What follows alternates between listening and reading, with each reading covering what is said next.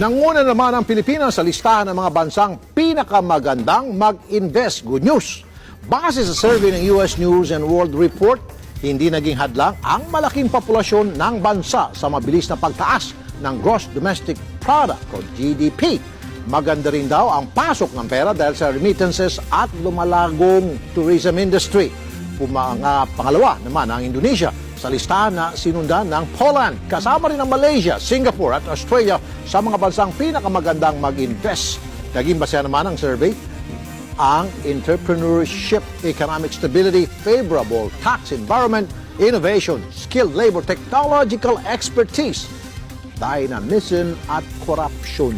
Philippines made it to the #1 slot as the best country for investments according to the U.S. News and World Report. We thank the U.S. News and World Report for its survey, which indicates that the Philippines is the best country, the #1 country to invest in for 2018. President Rodrigo Duterte was elated by the positive report, which also recognizes the country's political stability and effective anti-graft and corruption measures. The president said that there are no sacred cows in the fight against corruption. He recently fired his presidential appointees for their excessive trips abroad.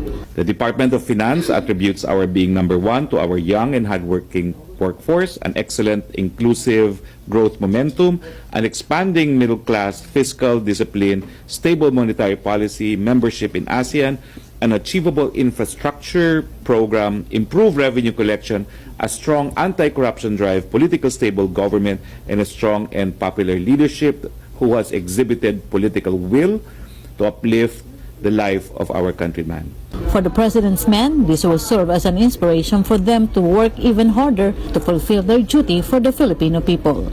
We assure our investors here and abroad that the government will continue to implement sound economic policies to improve the country's ease of doing business performance and further sustain the growth momentum of the Philippine economy.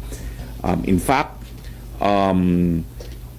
in pursuance to this, we have recently enacted the anti-red tape law, giving fixed periods for local governments to act on pending applications lodged with them. Meanwhile, ngayon halos zero. Yung mga kausap namin na mag-i-invest, medyo hold pa sila.